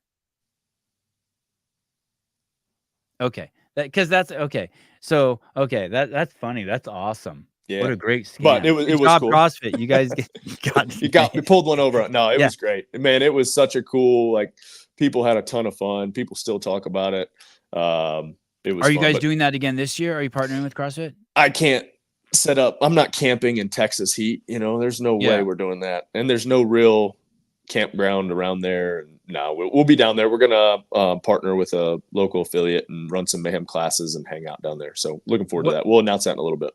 Do you do a booth or anything like that? I think we might have an apparel booth in the vendor village, but that's about it. Yeah. Have you been to Dickies? I have not been to Dickies. I've heard it's cool, but never been there. And when you hear the discussion about the heat, do you have any thoughts on that, or are you just like, it is what it is? I mean, selfishly, I hate it because I sweat so much and it's so humid down there. It would limit my performance, that's for sure. But they're saying a lot of it's going to be inside, which the hard part for me with that is, I mean, I have not seen the venue, so I don't know. I just don't want it to look like a glorified semifinal, which I don't feel like it will. To me, peak CrossFit was the tennis stadium, so that's hard. Knowing how cool that was, and that was kind of the standard for me for everything, is just being at StubHub and having the outdoor events. But a lot of people thought that was hot, but there was no humidity, so it wasn't as bad. I didn't feel like. I mean, in a way, how could it not be a glorified semifinal? What do you think was different about Carson? The fact that there were multiple venues. There were the 3 fields. There was the soccer field, then the other soccer field, the soccer stadium, and then the tennis stadium. You like that there were different venues? Yeah, I don't know if that. It probably is just that I had some really good memories there, and so that was just and people would probably argue that had some really cool memories in Madison, which we did on a team, and it was fun. But the Coliseum just never quite felt like the tennis stadium. You know what I'm talking about? Like that tennis stadium was special. Crazy. Yeah, it was special. Even the being out in the soccer stadium or at the track wasn't that special. It was cool, but it didn't feel like that intimate. The tennis stadium at night, some of the coolest moments competing I've ever had. Hey, I heard Torian Pro, speaking of tennis team, I heard Torian Pro's almost sold out. That's cool. And I know in the U.S. in the past, in the last couple of years, the semifinals and the regionals have been like ghost towns. Yeah. Why do you think that is? Do you have any thoughts on that? Man, I don't know. I don't know if I don't know. And you could argue that it was Tia. The argument was that it was Tia selling out Torian, but she's not there this year. She's not there, yeah. So, no, I mean, I think they're just super passionate to watch live CrossFit there. I mean, I went to Australia a couple years ago, and it was in that tennis stadium, and it was a really cool feel, and there were a ton of people there, and I don't know, some of these, I feel like Europe. When we went to Sid, it was packed. But back when they had, what was it, sanctionals, a lot of those were super packed. And I don't know if it was the fact that people had a little bit more skin in the game because they owned the event and they were pushing it a little bit more. And I don't know what the answer is to that. I don't know if people overseas are just kind of starved for big CrossFit events or what it is. And we're here, we're just spoiled. We're like, it's another competition. There's another competition this weekend or doing whatever. I know your gym's doing amazing. Do you ever miss the old days though? Do you feel anything different? Were there people who wanted CrossFit to progress? And do you ever get this feeling like, oh shit, you thought the grass was going to be greener on the other side of the hill, but it's not? Like, do you have any thoughts about private equity owning it? Like, obviously a sale is imminent, right? I mean, because that's what they do. Do you ever think about that, or no? You're just chugging along doing your thing. It's if CrossFit does better, CrossFit as a whole. Here's the deal: is I feel like we've got Mayhem, there's Proven, you've got HWPO, you have Street Parking, you have all these, and we're all doing well, right? We're all doing well in the space. But CrossFit as a whole, if it does better, then we're all going to do better. And I do miss that part of it, right? And so, what do you think? What do you think? Do you think it's not doing well right now? I mean, I feel like you just every day there's either turnover or somebody leaving, or do you think the community is getting smaller? You think there's fewer? I don't think so. it's hard. I feel like we've kind of been at a stalemate since, honestly, I feel like we've been at a stalemate since Greg got rid of media. Right. Right. I think that was the point where everything just kind of froze, and there was this, we couldn't have the games and we couldn't have CrossFit health or whatever it was. We couldn't do both, right? Right. That there was no importance on, we might have shifted a little bit too much importance on athletes and a little less importance on the affiliates or on educational stuff. But I feel like instead of wiping away one and trying to pursue the other, we kind of lost, like, we can both, and I think it's proven here, they can both exist. We can still do cool things for members and still put out cool games athlete documentaries, but also showcase in the everyday person. So right. Well, here's the thing. Here's the thing too. I've always little league kids basketball is flourishing, but there's no focus on it. It's just focused at tip of the spear. Yep. And in our roots, CrossFit always focused on tip of the spear. Yep. And what happens is that those of us who are CrossFitters that got older, then we're able to see, oh, the message was always there, that it adds a longevity to your life, makes it so you can play with your grandkids. It's the cure for the world's most vexing problem. And you realize, I never thought that there was too much push for the games, me personally. I never thought that at all. But unfortunately, I do feel like HQ is just in paralysis. Like I basically don't feel like there's just anything coming out of there that's inspiring to me. And it's been great for me. This podcast is absolutely murdering it. It's a vacuum at this point, right? For them. They're just, like we said, they're just kind of stagnant and stalemate. Not that there's anything bad or anything good. They're just playing it safe. They're like this. Oh shit. Don't rock the boat. Yeah. Don't rock the boat. And at least when that couch was built, it was like, okay, what the fuck is going on here? And I just felt like that there would have been an evolution regardless. I felt like with Greg that it was dynamic, it was changing, it was cantankerous. You may have not liked where it was, but it wasn't going to stay there. And there may have been a reduction in the games, but the games were still huge, right? Maybe the rhetoric for the games had come down. And you're right. Getting rid of the media team was an absolute disaster. It's hard for me to, maybe you and I don't even have a good perspective on it, since our CrossFit worlds, our little worlds, different. Are so great. Yeah, they're so great. We're both just flourishing in the space. Yeah. No, it's hard. It's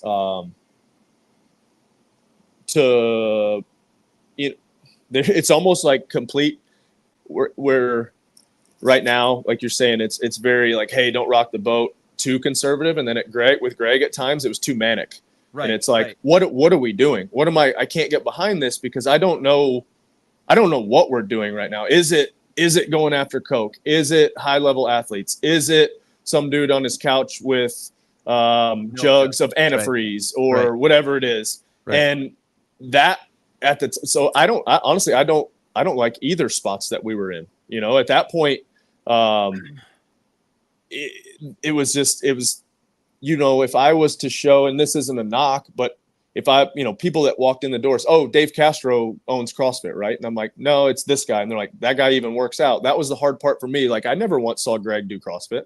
Right. And I never once, I'd talked to Greg 2, maybe 3 times in my 10 years or however many years it was to that point. In my life. And it was just, it was tough, And so, not to say that was good, not to say this is neither one. Like, we've got to find a happy medium in there. And that's the hard part right now, is it's just a vacuum.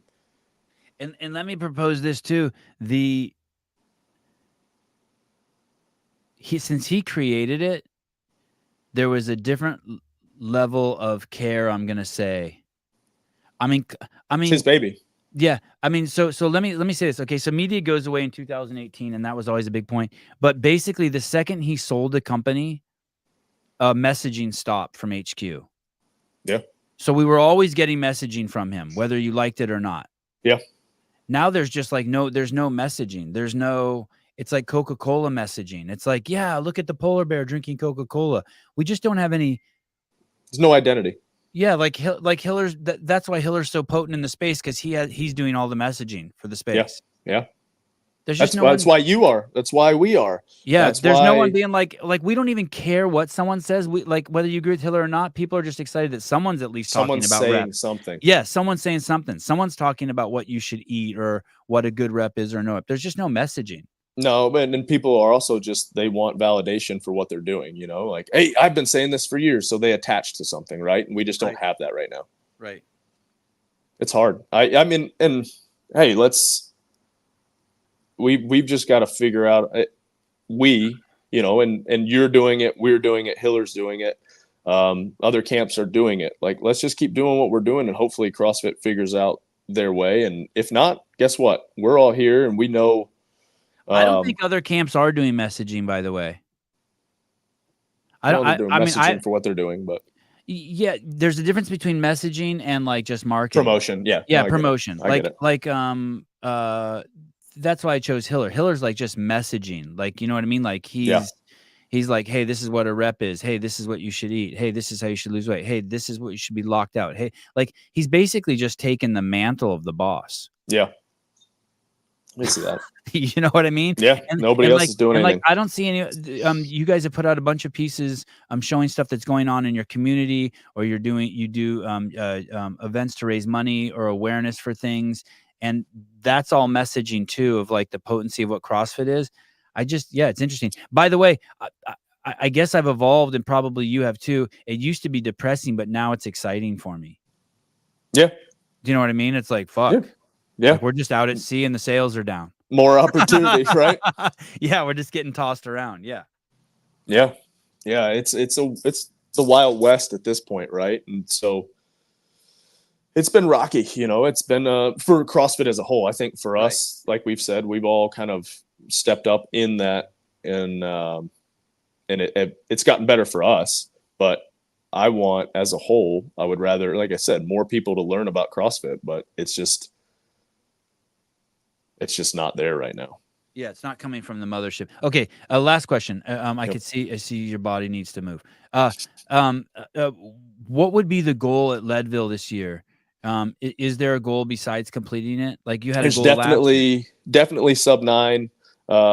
Definitely want to beat my 8:32 from last year. I would love to be somewhere under 8, but that's going to be that's like big picture goal, I guess. And then, you know, I've got those two, and I'm not a huge goals guy, so I'm just like, all right, I don't really know how I'm going to get there. I'm going to go, like 2 days ago, you know, you've been up to my dad's, so that first kind of hill climb up to my dad's, it's super steep, and it's less than a mile, and it's on the road part. Yeah, it's probably 300 and something feet of elevation change, and less than a mile. And I'm like, all right, for an hour and a half, I'm going to do that 10 times. Right. And so it's, that's just how I'm training, is like, all right, I'm just going to climb my nuts off and see what happens, and hopefully get there. So yeah, I'm doing a little bit of combination of road riding and mountain bike. I'm riding my mountain bike on the road. Will you do anything crazy? Like, be like, okay, I'm going to show up there at 174 pounds. I just can't get there. You know, like I biked my butt off last year, and I think I got maybe down to like 187, 188. But it would not be good for my training to try to cut that much weight. And I just don't think naturally I can do that. You know, like I'm still CrossFitting every day, and still, you know, like I'll do one bike session that's usually an hour and a half right now. I'll start bumping that up probably 2 days a week, and then usually an afternoon CrossFit or strength session. So my big thing this year is like, to last year where I still did a ton of CrossFit, but a lot less legs CrossFit. It was more like upper body, a lot of core type stuff. I'm like, all right, screw it. I'm going to still hammer the legs this year and see if I can maintain some strength throughout. See how that does. I kind of want to use my training as like all right, could somebody, you know, do this at Leadville and do well? But they're the dudes who are beating you are 6'2", 150 pounds, right? 145 pounds. Yeah, Like I don't know about 6'2", but they're definitely wiry, a little bit more wiry than me. Some guy made a but joke that I very got light. passed by a linebacker coming up Oh, one of the hills. So I usually make up my time on the climbs and then get passed on the flats. And when it's super windy, I'm like a sail at that point. yeah, wild. All right. Hey, thanks, dude. Thanks for coming on. Awesome. Heck Appreciate yeah. you. Good to see you. Say hi to everyone there. And it sucks that I'm not going to run into you in Carson, but I'll be in touch. All right. Love you. Bye. Yeah, thanks, dude. Love you too. See you. Bye. See you. Bye. Rich Froning. John George, the games will grow CrossFit without the sport. We are just another fitness studio or option. It differentiates us. OTF, I don't know what that is. And F45 would kill to try and make their exercising a sport. Yeah. I mean, just that mantle of being able to crown the fittest person on earth is huge. Being able to have that authority.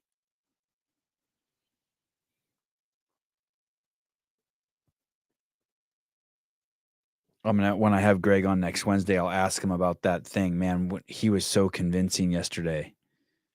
Like when he started giving all of these examples of like how could you take that rep from Paige Powers if she stood up all the way. If her center of mass was as high as it could go, then it's a rep. I was like, oh shit. Dean Phillips. And that's how you keep the Rich Froning podcast premiere from poaching viewers. Oh, interesting. They had a premiere too. We went against his own podcast. Orange Theory Fitness. Okay. Is that really what it is? OTF? That's a ridiculous name.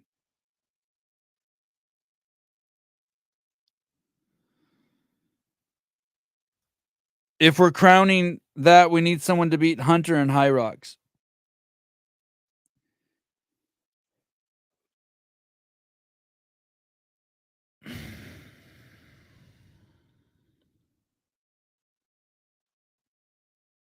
I kind of wish I lived closer to him. You know what would be cool to do is that bike thing that he's doing. If you know he's going to do that ride up and down the same hill 10 times, you just go there and you ride every other one with him. So you ride up to the top of the first one and then you ride down and you wait for him to do his third one, right? And so you pace with him every time and you do 5 and he does 10. If I lived in Cookeville, I would totally ask him if I could do that. That'd be awesome.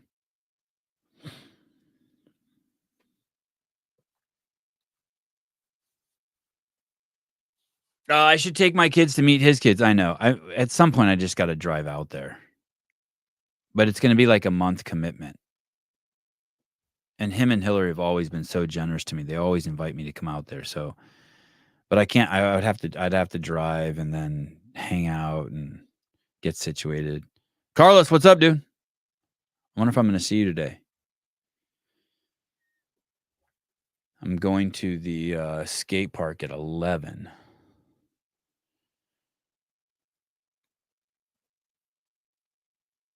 I didn't even ask him any of the questions I had in my notes.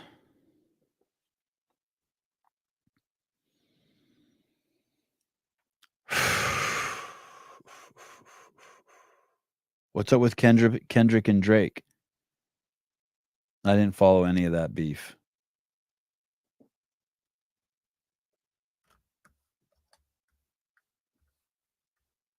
I'm getting pretty excited about the semifinals.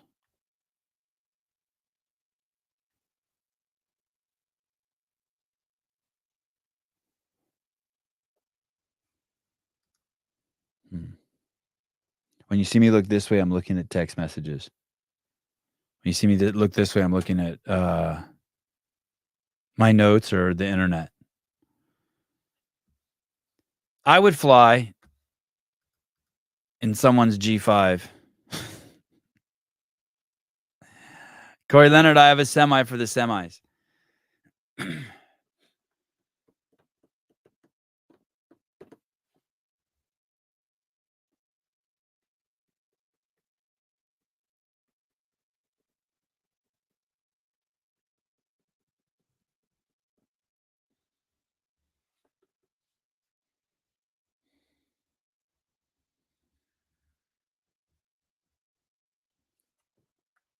I wish I could just play a song right now and YouTube wouldn't. I just need to hear maybe some music and chill for a second.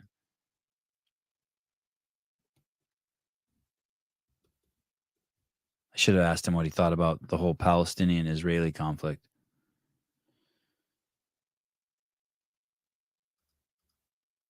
Yeah, I don't like flying.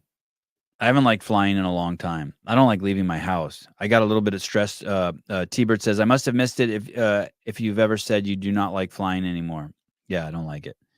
And I don't know if I just like started not liking it as a joke and then I talked myself into not liking it. I'm not sure what happened. I don't like going to the airport. I don't like doing any of that stuff. I don't like parking there. Like I'm just building a mounting case for reasons I don't like to go. One of my friends went to the San Jose airport and they flew somewhere. I can't remember where. And they came back and their catalytic converter was gone. And ever since I heard that, that kind of started this, like, I just can't imagine there being theft at the airport, at the parking lot at the airport. For some reason, that just seems like sacred ground. Like, shouldn't there be enough security there that no one can steal there, or cameras, or like, how does that happen? Dildo. When Sevi lays down on the beach in public, people mistake his nose for a Boeing plane tail. Hiller's destroying the whole European contingent this morning. Really? On Instagram? Let me see. Andrew, Hiller Fit 2.0. Is it on? Oh, is this? He got. I see. He's got Bronislavski. Let's see.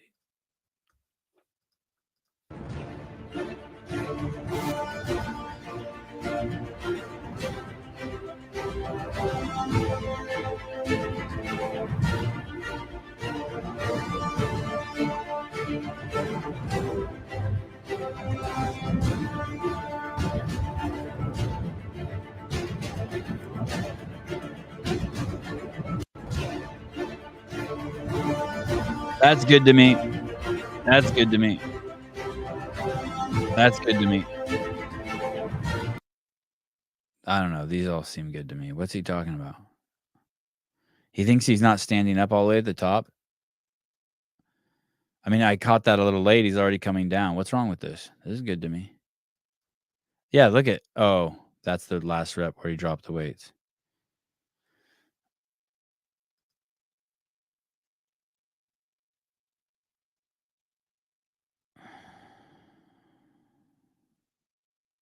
Some guy writes, he repeated the workout. I'm the one in the bottom right commentating it.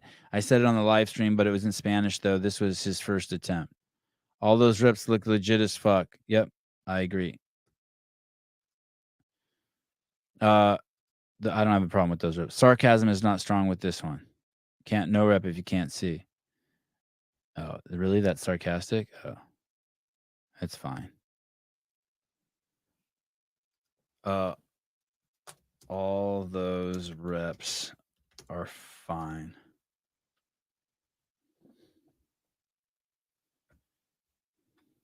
Like what do you guys see there that makes that a no rep? He's looking down, head stacked, over shoulders according to standards. Fuck the standards, as Matt Mursky says. There are no fucking standards. That's good. Gives a fuck what the standards are. Good. Good. Good. Good. Look at good. He was already on his way down, and look how straight his knees are. How the fuck can it be anything? How could that not be good? Super soft at the knees. The fuck are you talking about? What do you want him to do? Hyperextend his knees? No, look it. I stopped another one. That is not soft at all. That's not soft at all. Yeah, tell me. I don't. His torso is bent over. Yeah, but show me someone they deducted for that. I haven't heard one deduction for that. Show me someone they deducted for that. Muted hip. They're all good. Hip's fine. Look, he's on his way down. He was already on his way down. Those are great. That's fine. I see no inconsistency. Look at that's 2 straight. I'd dock him for 2 straight there.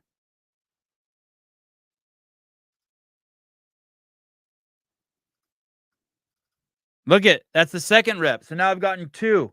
Both of the look at he can't get his knee any straighter than that.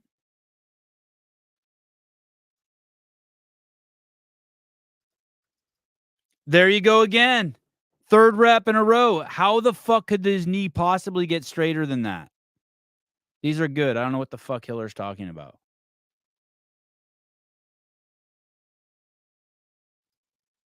Oh, I guess Hiller's just saying that there's people who've been knocked. Okay, maybe.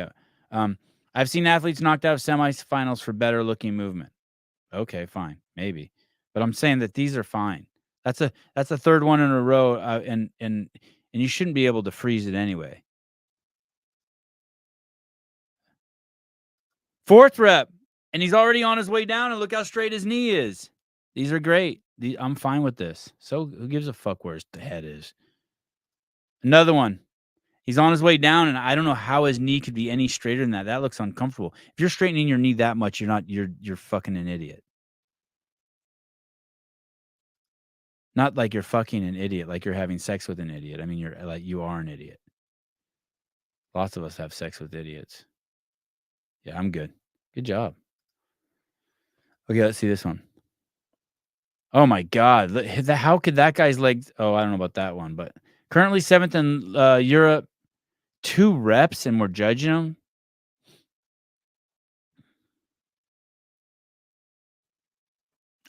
Look, but Hiller doesn't even tell us what standard he's breaking. Currently in 7th in Europe, received no penalty.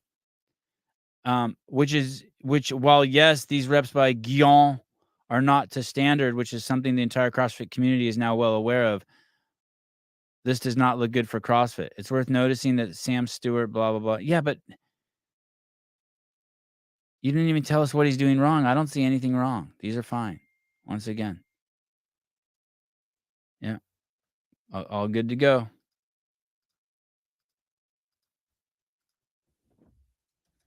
These are great.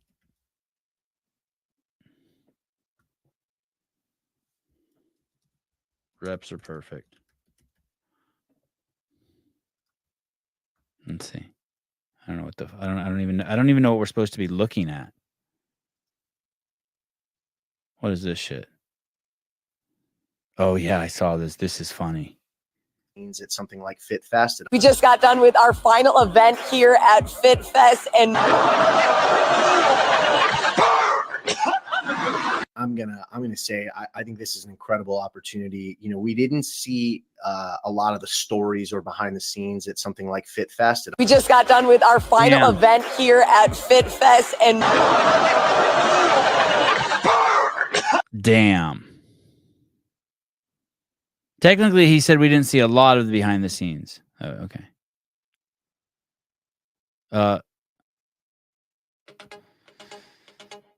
Here we go. I should just get off. I'm hungry. I didn't snack last night before I went to bed. Normally I snack.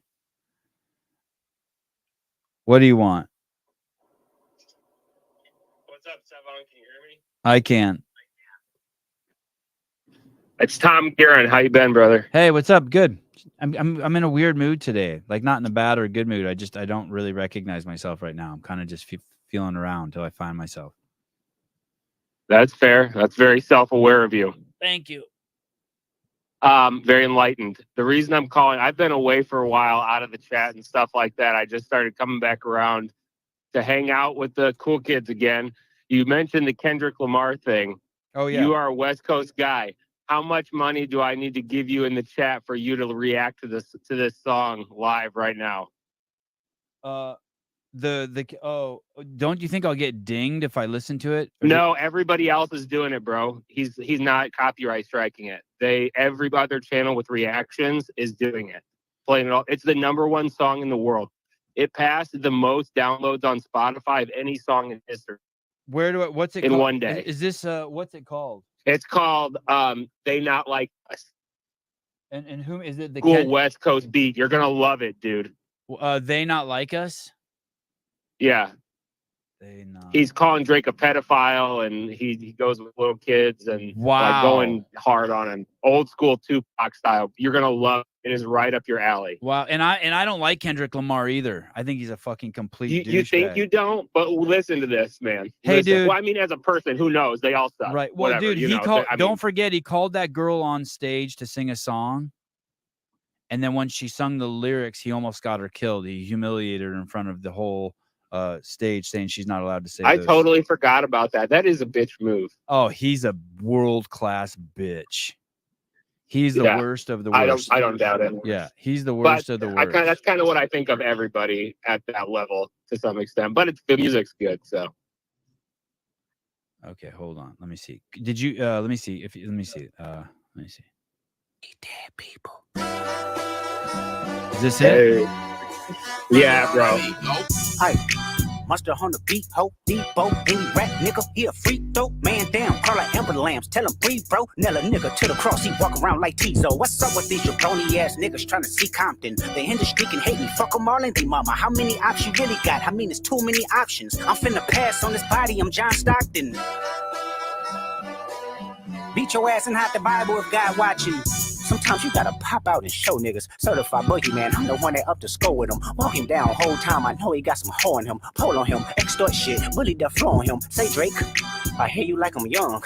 You better not ever go to cell block 1. To any bitch that talk to him and they in love, just make sure you hide your little sister from him. They tell me Chubb's the only one that get your hand-me-downs and party at the party playing with his nose now. And Baca got a weird case, why is he around? Certified lover boys, certified pedophiles. Damn. That fuck him up. Damn, he's going hard on the pedophile shit. Yeah, there's one line coming up in 2 lines. Listen to that and then stop it, and you're going to get it there. It gets like a 6-minute song. Why you trolling like a bitch? Ain't you tired? Trying to strike a chord, and it's probably A minor. Damn. Bro, does it get harder than that? They not like us. They not like us. Let's go.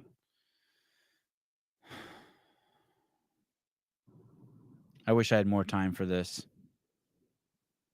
Hey, if you could do a whole thing on it, I guarantee you get 1 million views on it. I'm just telling you, you hashtag Kendrick Lamar reaction Sevon podcast, you're gonna get the views. Ask Suza.